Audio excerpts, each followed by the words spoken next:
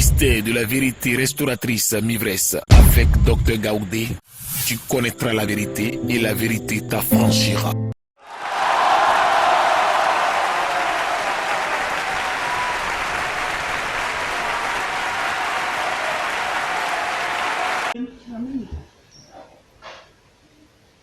Amen.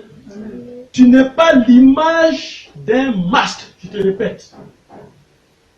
Tu n'es pas l'image de l'eau, de montagne, d'un arbre. Tu n'es pas l'image d'un village. Tu n'es pas l'image d'un fétiche. Tu n'es pas l'image de papa et maman. Tu n'es pas l'image d'un homme, d'un pasteur, d'un menteur. Tu n'es pas son image. C'est parce que tu te mets dans l'image de quelqu'un, de quelque chose d'autre, que tu es loin de Dieu. Et l'esprit de créativité ne fonctionne pas. Amen. Deuxième point, Dieu, il a dit quoi? Tu es la ressemblance de Dieu. Il dit, faisons l'homme à notre image et selon notre ressemblance. À qui tu ressembles, toi? Tu m'écoutes actuellement, tu ressembles à qui? Il y a des gens qui copient les autres. Parce qu'il a fait ça, alors moi aussi je fais. Et tu n'as pas une personnalité. Il faut revoir la vidéo sur la dépersonnalisation. Tu n'as pas ta personnalité toi-même. Pourquoi? Es-tu venu sur la terre avec quelqu'un qui t'a accompagné? Tu es né seul. Quelle est ta personnalité? Et c'est cette ressemblance que Dieu a mise en toi. Et quand tu arrives sur la terre, tu la mets de côté et tu cherches à ressembler à un pasteur, tu cherches à ressembler à un homme, tu cherches à ressembler à papa, maman, à quelqu'un d'autre. Mais tu ne veux pas ressembler à celui qui t'a missionné. Tu ressembles à Dieu. Amen. Qu'est-ce qu'une ressemblance? Une ressemblance. Amen. Amen. Une ressemblance est la conformité entre des personnes et des choses. Regarde bien ce mot, conformité entre des personnes et des choses. Tu peux ressembler physiquement à papa, à maman. Parce que quand on voit, c'est conforme. On ne se trompe pas. On dit, ah, ça c'est l'enfant de tel. Entre ton créateur et toi, il doit avoir la conformité. Tant qu'il n'y a pas de conformité, deux hommes ne peuvent pas marcher s'ils ne s'attendent pas. Tant qu'il n'y a pas de conformité, tu n'es pas à la ressemblance de Dieu. La créativité ne peut pas fonctionner en toi. Amen. Or, ce qui est conforme, ça veut dire est semblable. Allons dans la Bible. Romains 1. Allons dans le livre de Romains. Dans le livre de Romains. Allons dans le livre, dans la Bible.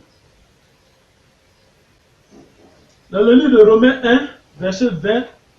Romains 1, verset 20. Verset 20 à 25. On va lire doucement. Romains 1, verset 20 à 25. À 25, on s'arrête. En effet, les perfections invisibles de Dieu, les perfections, les choses qui sont perfectionnées, qui sont bien. C'est-à-dire que quand Dieu fait, il n'y a pas d'erreur. C'est nous qui trouvons qu'il faut améliorer, non, il n'y a pas d'erreur, c'est une perfection.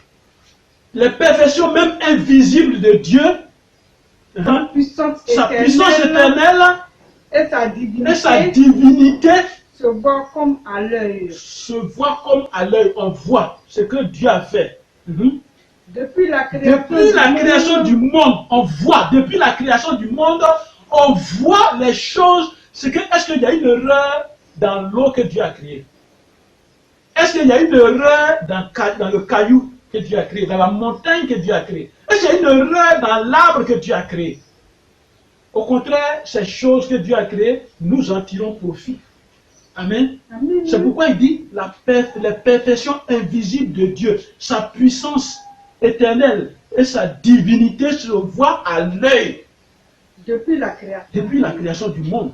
Quand on les considère dans ces ouvrages, ils sont donc inépuisables. Voilà, on peut pas dire c'est mauvais. Quand on les voit, on les considère Est-ce que tu peux me dire qu'il y a une erreur de ce que Dieu a créé, dans ce que Dieu a créé? Est-ce qu'il y a une erreur quelque part? C'est toi-même, tu te vois mal et tu penses que non, je ne suis pas beau, je ne suis pas bien, donc Dieu s'est trompé. Non, Dieu ne s'est pas trompé. Amen. Alors il va continuer. Puisque ayant connu Dieu, Puisque nous avons connu Dieu, ils n'ont point glorifié et comme nous n'avons pas glorifié, on a connu Dieu, on ne l'a pas glorifié comme Dieu. Et le lui ont point rendu grâce. Et comme on n'a pas rendu grâce à Dieu, mais ils se sont égarés dans leurs pensées. alors nos pensées nous ont égarés. Amen. Nos philosophies nous ont égarés. Nos psychologies nous ont égarés. Nos connaissances nous ont égarés. Parce que nous savons que Dieu existe bien bon. Hein? Mais nous avons en nous nos excuses, nous avons en nous nos raisonnements, nous avons en nous nos soi-disant connaissances, et nous sommes égarés par nos pensées, dans nos pensées. Et nos cœurs, sans intelligence, a été plongé dans les ténèbres. Nos cœurs ont été donc plongés dans les ténèbres. Amen, on continue. Se vantant d'être sages, ils sont devenus fous. On se vante de connaître beaucoup de choses, qu'on est sage. Mais finalement, quand on réalise l'homme de ce siècle-là, on est devenu fou. Amen. On est devenu fou. Sinon, comment on peut créer des gens pour détruire de manière massive? Et puis imaginez comment tuer l'homme par milliers, par milliers, par milliers. On est devenu fou. On est devenu fou. Comment on peut s'imaginer que l'homme qui a créé le ciel et la terre, lui-même il n'a pas dit qu'on est nombreux sur la terre, mais nous on a trouvé qu'on est nombreux. Et puis on a limité les naissances. Comment? C'est pourquoi il dit, se vantant d'être sages, ils sont devenus fous. Ils ont changé la gloire de Dieu contre la gloire de Dieu incorruptible. En image représentant. En image représentant l'homme corruptible. Les oiseaux, les quadrupèdes, les reptiles. C'est-à-dire, qu'est-ce qu'on a fait? On a changé la gloire de Dieu, on a corrompu, et c'est devenu autre chose. Amen. Alors que la gloire de Dieu qui est incorruptible, on l'a corrompu. Et maintenant, ce sont des images taillées. On a dit, Dieu a dit que tu es fait à son image, mais ce sont des images que toi tu tailles maintenant, c'est ça qui est ton Dieu. Alors, à l'image de qui? C'est dans qui Dieu va déposer la créativité alors? Il y a des choses, jusqu'à notre niveau aujourd'hui où je parle, nous avons créé des choses. Dieu, par sa créativité qu'il a mise en nous, on a fabriqué, on a créé des choses. Mais ce n'est pas fini. C'est même pas fini. Amen. Et on continue. C'est pourquoi Dieu les a livrés à l'impureté. Voilà. Selon la convoitise de leur cœur, en sorte qu'ils déshonorent eux-mêmes leur propre corps. Il dit c'est pourquoi Dieu nous a livrés à l'impureté. Amen. Il nous a livrés. C'est-à-dire, il a fait en sorte qu'on soit mélangé. Il a fait en sorte qu'on devienne plus fou. Amen. Selon notre convoitise, selon ce que nous convoitons, selon nos convoitises et selon nos cœurs. Et puis il dit en sorte que nous-mêmes, nous sommes en train de déshonorer nos corps. C'est-à-dire pourquoi? Parce qu'il dit, j'ai mis l'image, j'ai mis la ressemblance. Mais cette image et cette ressemblance-là, nous sommes en train de détruire, de corrompre ça, de détruire cela. Et où ça nous amène? Eux qui ont changé la vérité de Dieu en mensonge. Voilà, ça fait que nous avons changé la vérité de Dieu en mensonge. Aujourd'hui, eux qui ont adoré et servi la créature au lieu du Créateur, qui est béni éternellement. Alors donc nous avons changé la vérité en mensonge. Aujourd'hui, il faut mentir sur la terre, c'est ça qui est la vérité. Voilà, il faut mentir. La vérité est devenue mensonge. Un mensonge est devenu vérité. Amen. Amen. Ils ont changé la vérité de Dieu en mensonge. Alors, qu'est-ce que ça va donner? Maintenant, c'est la créature qu'on adore au lieu du Créateur. Alors, est-ce que ce Dieu-là, il va venir te donner la créativité? Non. Tu adores la créature. Alors, quand on en parle, on dit non, les évangéliques, ils font ceci, ils font cela. Non. Pourquoi adorer une créature alors que toi-même tu es fait à l'image de Dieu? Et tu prends une autre image pour introduire en toi. Pourquoi? Amen. Amen. Amen. La créativité est en chacun de nous. Ce n'est pas une affaire d'école. En venant sur la terre, Dieu a mis ça en toi déjà. Il a mis en toi. Il y a des gens qui ont créé des choses sans être savants. Il a mis ça en toi déjà. Et c'est parce que toi le noir, toi l'Africain, tu dors sur ça, tu ne peux pas créer. Et je te dis, ça part de l'imagination. Amen. Ce n'est pas une affaire d'école. Elle se manifeste si et seulement si, entre toi et ton Créateur, il y a la conformité. Si tu es conforme à ton Dieu, Dieu peut créer de nouvelles choses dans ta vie, au nom de Jésus. Pourquoi? Parce qu'il sait, il peut créer de nouvelles choses dans ta vie parce qu'il sait du Dieu. Il sait comment ton corps est. Il connaît comment ton corps est. Je te donne une idée. Celui qui a fabriqué un portable, un téléphone portable, celui qui l'a fabriqué, est-ce qu'il y a quelque chose qui ne tombe dedans si on dit le téléphone là ne marche pas? Est-ce qu'il y a quelque chose qui ne tombe? Il connaît chaque pièce, il connaît le rôle, le fonctionnement de chaque pièce dans un appareil qu'il a fabriqué.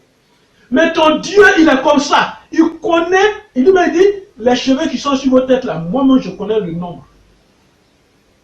Alors depuis ta tête jusqu'à la plante de tes pieds, ton Créateur te connaît. Amen. Il sait comment ton corps est. Amen. Si ta vie est conforme à la volonté de Dieu, il y a beaucoup de choses qui vont sortir de toi. Et qui vont rendre ton nom grand. Amen. Il connaît le fonctionnement de ton corps. Il connaît ton fonctionnement. Parce que c'est lui qui l'a créé. Il connaît son fonctionnement. Même quand tu as mal à la tête et puis tu pleures, tu dis j'ai mal à la tête. Lui, il connaît qu'est-ce qui fait que tu as mal à la tête. Il connaît. Entre ce que Dieu veut et ce que tu veux. Amen. Entre ce que Dieu veut et ce que tu veux, est-ce qu'il y a une conformité? Alors, écoute cette prophétie. Allons dans le livre d'Ésaïe 51. Écoute cette prophétie. Ésaïe 51. Ésaïe 51, verset 16. Écoutez la parole de Dieu. Je te laisse le temps de chercher dans la Bible. Ésaïe 51, verset 16. En suivant cette vidéo, suis et toi-même prends ta Bible, tu vas suivre ces paroles. Ésaïe 51. Je mets mes paroles dans ta bouche. Je mets mes paroles dans ta bouche. Et je te couvre de l'ombre de ma main pour étendre de nouveaux cieux et fonder une nouvelle terre. Et pour dire à Sion, tu es mon peuple. Amen. Amen. Dieu te dit aujourd'hui, je mets mes paroles dans ta bouche. Pourquoi Dieu dit ça? Il dit, je mets mes paroles dans ta bouche. Maintenant, suis très bien. Lui, le Créateur, il te dit, moi, je mets mes paroles dans ta bouche. Qu'est-ce que ça va faire? Et ensuite, il te dit, je te couvre de l'ombre de ma main. Non seulement je mets mes paroles dans ta bouche, je protège ces paroles-là pour qu'elles agissent. Amen. Amen. Et il ne s'est pas limité là. Il dit, pourquoi il fait ça? Pour étendre de nouveaux cieux et fonder une nouvelle terre. Amen. Amen. Fonder une nouvelle terre et pour dire à Sion, tu es mon peuple. Quand il dit Sion, imagine, quand il dit Sion, la Bible est en train de cacher quelque chose pour dire Sion c'est toi. Dieu dit que il met des paroles dans ta bouche, il protège cette créativité qu'il a déposée en toi pour qu'elle se manifeste et une nouvelle terre va se créer. Un nouveau monde va se créer. Toi, tu peux faire ce nouveau monde-là. Amen. Ésaïe 65, verset 17. Ésaïe 65. Je vais compléter. Ésaïe 65, verset 17. Dieu veut compléter. Il dit, car je vais créer des nouveaux cieux. Écoutez-moi bien, je vais créer des nouveaux cieux et une nouvelle terre. On ne se rappellera plus les choses passées. Elles ne reviendront plus à l'esprit. Amen. Amen. C'est une grande prophétie qui se réalisera. Amen. Dieu a prévu. Parce que nous les hommes, nous avons dit que c'est nous, on peut tout faire. Il y a erreur. Maintenant, on se rend compte qu'il y a erreur. Mais Dieu dit, il va créer, je vais créer des nouveaux cieux et une nouvelle terre. Pourquoi il dit ça? C'est une grande prophétie. Elle va se réaliser. Il est capable. Dieu est capable de réparer ce qui est gâté dans la création. Dieu est capable de réparer. Et pourquoi c'est gâté? C'est parce que nous les hommes, nous avons gâté. Et dit, je vais créer de nouveaux cieux. Amen. Et quand on regarde comment nous les humains, nous avons détruit la terre, il est important pour Dieu de donner cette prophétie. Il a dit, je vais créer de nouveaux cieux et une nouvelle terre. Pourquoi? Le ciel au-dessus de toi, il est fermé. Il est gâté par le diable. Le ciel au-dessus de toi, il est gâté par le diable. Il est fermé par le diable. Et la parole de Dieu dit, et c'est pourquoi Dieu dit ce matin, je vais créer de nouveaux cieux. Pourquoi? Pourquoi il est gâté? Il est gâté et aucune bénédiction ne descend sur toi. Et Dieu veut créer de nouveaux cieux pour que la bénédiction descende sur toi. Dieu veut créer de nouveaux cieux pour que le contact s'établisse réellement entre toi et lui. Aujourd'hui, le Créateur te dit, je vais créer de nouveaux cieux pour toi. Pourquoi? Dieu t'a créé béni. Toi qui m'écoutes. Et le temps de cette bénédiction est arrivé. Mais elle ne se manifeste pas. Parce que ton ciel est maudit. Parce que ce qui est au-dessus de ta tête là, c'est fermé, c'est maudit. Et ta terre est maudite. Et c'est pourquoi il nous donne deux paroles. Allons dans la Bible. Prenons le livre de Deutéronome. Deutéronome. Deutéronome chapitre 28. Écoutons la parole de Dieu. Au verset 23, la parole de Dieu dit. Il dit, le ciel sur ta tête sera d'airain et la terre sous toi sera de fer. Alors quand on dit la terre qui est sous toi sera de fer, ça veut dire que tout ce que tu vas planter, ça ne réussit pas. Airain, c'est un métal. Donc au-dessus de toi, ça sera d'airain. Alors, quelle bénédiction peut venir? Amen.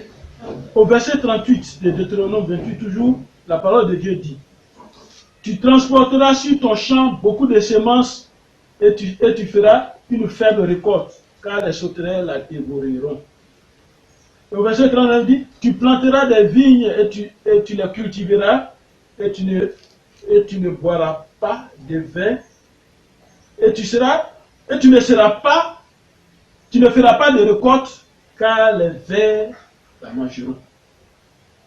Alors, quand une malédiction comme ça est sur l'homme, il faut l'intervention du Créateur. Et c'est pourquoi le Créateur dit, je vais faire de nouveaux cieux et je vais faire une nouvelle terre. Et cette nouvelle terre-là, elle est pour toi. Amen. Mais l'Éternel te réserve une surprise agréable. Je vais créer pour toi un ciel nouveau et une nouvelle terre. Je vais créer pour toi un ciel nouveau et une nouvelle terre. Amen. Et il te dit, quand je vais finir ce travail-là, quand je vais finir ce travail, tu ne te souviendras plus des souffrances que tu vivais. Tu ne te souviendras plus des souffrances qu'on t'a imposées. Tu ne te souviendras plus de ton célibat qui était chronique. Tu ne te souviendras plus de ce qui était gâté en toi. Tu ne te souviendras plus. Tu ne te souviendras plus de la pauvreté. Tu ne te souviendras plus de tes malheurs répétitifs, les choses mauvaises qui se répétaient. Tu ne te souviendras plus. Amen. Alors regarde ce qu'on a fait de ta belle vie que Dieu t'a donné. Regarde bien. Amen. Est-ce que c'est comme ça que Dieu t'a créé? C'est comme ça que ton Créateur a travaillé pour toi avant que tu ne viennes sur la terre? Malédiction, difficulté, problème, tout. C'est comme ça que tu es. C'est comme ça qu'on t'avait créé. Ton Père éternel, l'Éternel, il est le Créateur, il est ton Créateur. Il est le Créateur de tout ce qui est dans les cieux, sur la terre. Il est lui qui a créé tout ça. Amen. Et c'est le livre de Genèse. Il a mis le livre de Genèse pour te rappeler comment il a créé ces choses-là. Amen. Alors au Psaume 51, David va nous parler. Alors au Psaume 51. Psaume 51. Psaume 51, à partir du verset 12, la parole de Dieu dit. David, dans sa repentance, il va prier. Il dit, oh Dieu, crée en moi un cœur pur, renouvelle en moi un esprit bien disposé. Ne me rejette pas loin de ta face, ne me retire pas ton esprit. Amen. Amen. Au verset 14, rends-moi la joie de ton salut et qu'un esprit de bonne volonté me soutienne. Pourquoi David a parlé comme ça? David a prié pour deux parties de lui-même. Son cœur. Mes frères, mes sœurs, toi qui me suis, le cœur de l'homme est important. Le cœur de l'homme peut devenir atelier de Satan, du diable. Il peut devenir temple de Dieu. Mais il ne peut pas être les deux à la fois. Et c'est pourquoi David dit, crée en moi un cœur pur. Si mon cœur est pur, parce que la Bible dit, c'est de l'abondance du cœur que la bouche parle. Il y a une mauvaise chose dans ton cœur, c'est toi qui vas déposer, qui vas parler ces mauvaises choses. Et Dieu dit, je mettrai mes paroles dans ta bouche. Parce qu'il sait que c'est de l'abondance du cœur que la bouche parle. Nous avons besoin de remplacer le cœur des cailloux là, le cœur des pierres, le cœur mauvais là, en cœur de chair, en un beau cœur. Pour que les bonnes choses se passent dans nos vies. Pourquoi je peux endurcir mon cœur, ne connaissant pas le nombre d'années que Dieu m'a donné sur la terre? Je vais prendre 2 jours à endurcir mon cœur, c'est-à-dire retirer 2 jours de ma vie pour endurcir mon cœur. Pourquoi? David dit, crée en moi un cœur pur. Toi qui m'écoutes, demande au Seigneur de te créer un cœur pur. Un cœur en conformité avec la volonté de Dieu. Et puis il continue, il dit, un esprit de bonne volonté. Amen. Il n'a pas dit un esprit de volonté. Il dit un esprit de bonne volonté. Ça veut dire qu'il y a mauvaise volonté. Un esprit de bonne volonté. Quelque chose de bon sortira de toi. Quelque chose de bon sortira de nous. Amen. Amen. Si ces 2 éléments, le cœur et puis un esprit de bonne volonté sont en nous, la créativité va travailler normalement. La créativité a été accomplie par Jésus-Christ quand il est venu. Et c'est pourquoi dans 1 Jean 3, et dans Jean 1, verset 3, il dit, toutes choses ont été faites. Amen. Toutes choses ont été faites par Jésus, par la parole. Et rien de ce qui a été fait n'a été fait sans Jésus-Christ. Jean 1, verset 3. Il dit, la parole qui est Jésus et qui a créé toutes choses était dans le monde. Et le monde a été fait par cette parole, par la parole, Jésus-Christ. Jean 1, verset 10. C'est ce que Dieu a mis en toi. Amen. L'esprit de créativité. Allons dans Colossiens 1. Allons dans le livre de Colossiens. Dans le livre de Colossiens 1. Colossiens chapitre 1, au verset 16 et 17, la parole de Dieu dit, car en lui ont été créées toutes les choses qui sont dans les cieux et sur la terre. Les visibles et les invisibles. Trône, dignité, domination, autorité. Tout a été créé par lui et pour lui. Nous tous, on a été créés par lui et non pour quelqu'un d'autre. C'est pour lui aussi. Amen. Amen. Amen. Il est avant toute chose. Il est avant toute chose. Et toute chose.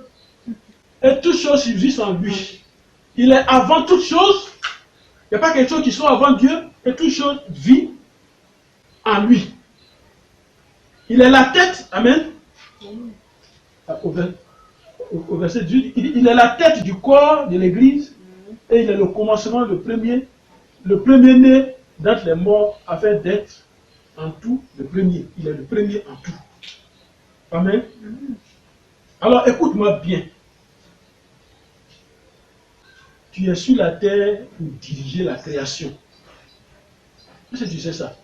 Tu es sur la terre pour diriger la création. Tu es sur la terre pour parfaire la création. Tu es sur la terre pour diriger la création. Tu es sur la terre pour créer toi-même.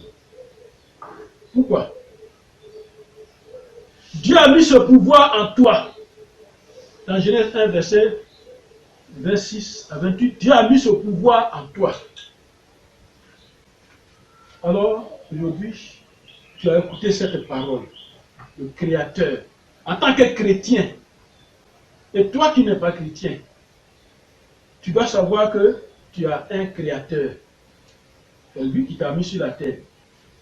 C'est pas parce que maman et papa t'ont mis sur la terre, non. C'est lui qui a décidé que tu viennes sur la terre. Pourquoi? Parce qu'avant de venir sur la terre, il y a d'abord une réunion là-bas pour voir qui va venir faire cette mission. Et c'est cette mission que tu es venu faire. Amen. Alors pour conclure, ton Créateur te dit que tu es à son image et tu lui ressembles. À son image et à sa ressemblance. Alors donc, tu peux créer une entreprise. Est-ce que tu me suis? Ceux qui créent les grandes sociétés, c'est la créativité que Dieu a déposée en eux. Sinon, nous tous, on a la même façon de dormir, de manger, la même façon de parler, même chose. Mais il y en a, quand il a assis, son imagination travaille en bien. C'est pourquoi David pouvait dire, crée à moi un cœur pur, un esprit bien disposé. Amen. Un esprit de bonne volonté. Et déjà, quand eux ils dorment, ils ne pensent pas détruire les autres. Ils ne pensent pas mal des autres. Mais en occupant ton esprit, en ne pensant qu'au mal, rien de créativité ne va sortir de toi. Mais en occupant ton esprit à penser aux autres, en occupant ton esprit à la créativité, parce que la créativité, ce que tu vas créer, ce n'est pas pour ta maman, ton papa, toi seul. Non. Des gens ont imaginé, ils ont créé l'avion, nous tous au monde est là. Est-ce que j'ai un parent blanc? Mais je monte dans l'avion. Plusieurs fois, je suis monté dans l'avion. Je suis monté dans le bateau. Est-ce que j'ai un parent blanc qui a fabriqué? Mais quand tu es égoïste en toi-même, la créativité ne peut pas sortir de toi. Tu ne peux rien créer, tu ne peux rien fabriquer. Parce que tu penses que si tu fais, ça va faire du bien à quelqu'un d'autre. Non. Or, ça, ce n'est pas ce que Dieu veut de nous. Amen. Tu peux créer toutes choses. Tu peux créer à partir de rien. Tu peux. Parce que la parole de Dieu dit dans Somme 24, verset 1, à l'Éternel, la terre et ce qu'elle renferme, le monde et ceux qui l'habitent. Nous appartenons à Dieu. Et le monde appartient à Dieu. Tu n'appartiens pas à un autre Dieu. Tu appartiens à l'Éternel qui est ton Créateur. Amen. Alors, avec la foi, tu peux tout. Parce que Dieu est ton Créateur. Amen. Alors dans Ecclésiaste 12, verset 3. Ecclésiaste chapitre 12. Ecclésiaste 12. La parole de Dieu nous dit quoi? Le livre de la sagesse. Ecclésiaste 12, verset 3.